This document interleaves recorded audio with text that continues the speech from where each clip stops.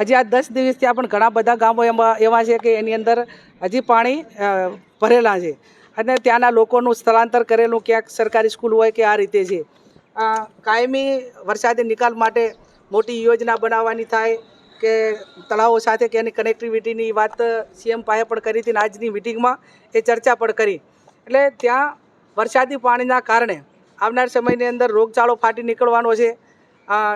પશુધન જે અત્યારે ચાલુ વરસાદે મર્યું હતું એનાથી પણ વધારે ક્યાંક ને ક્યાંક ખેડૂતોને નુકસાન જવાનું એનું કારણ કે હજુ સુધી ખેતરોમાં ઘાસચારો કંઈ લેવા માટે જવાતું નથી.